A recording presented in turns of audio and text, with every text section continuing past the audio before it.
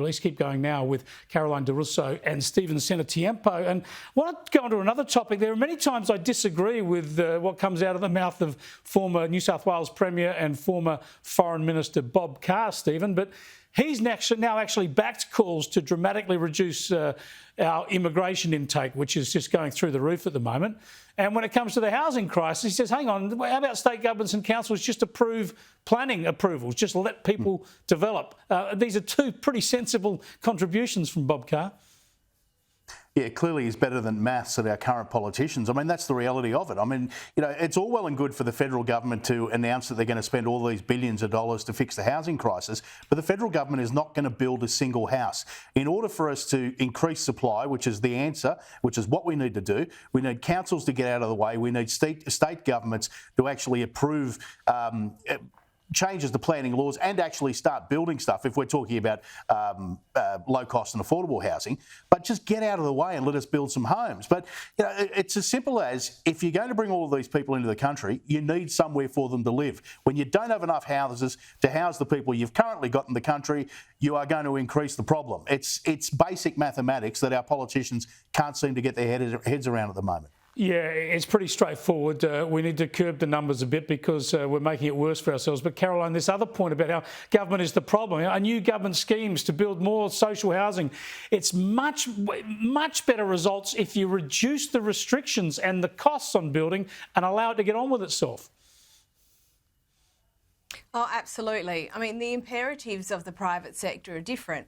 The minute you get the government involved, it takes twice as long, costs twice as much, and is usually half as good. So the best thing that any government can do is to put in place structures and processes which give businesses and give people choice about what is actually the best for them, and give them the opportunity to go about it themselves. Because people in the private sector, they're very conscious of margins. People in the private sector don't have the luxury of going, oh, maybe I won't build that freeway or that whatever, and it costs the taxpayer $1 billion and la-di-da and off we go.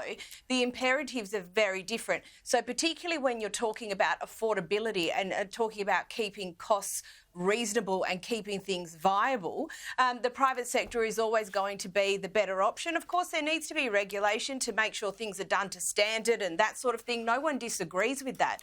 But the minute that you put it in the hands of government, it's too much, and it takes too long, and it costs too much. Pare it back, get rid of the red tape, get rid of the controls. We'll do a lot better. I just want to shift on to another topic if I can, Stephen, because we've got to get through them. And I wanted to get your thoughts on Qantas. You know, it's going to go from bad to worse for them. They're now warning us, just as prices started to come down a bit, that airfares are going to go up again because of fuel prices. At the same time, the Pilots Association have said, how about now that Joyce is gone, you get rid of the chairman, Richard Goyder, as well?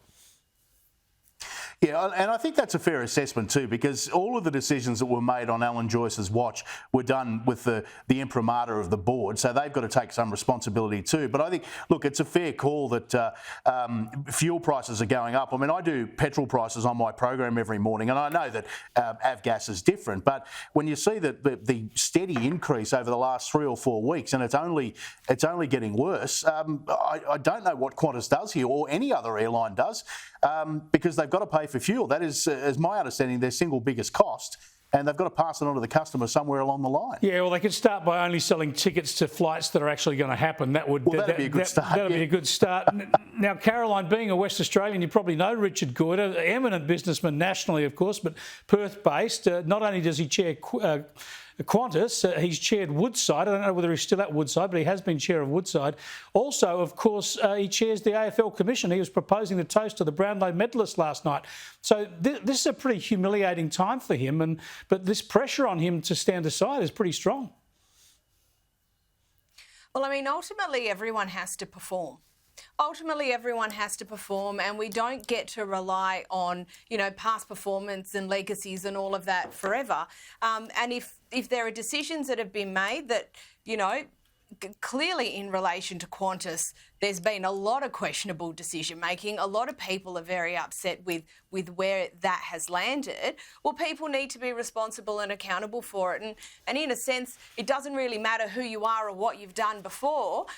You need to be held accountable for those decisions. So there's obviously a question for Qantas. I'm not weighing into that. I have no interest in weighing into that. And it's one for shareholders. Richard Boyd is not special. Yeah. The shareholders have a bit to say about that as well. Thanks for joining us, Stephen and Caroline. I really appreciate your time.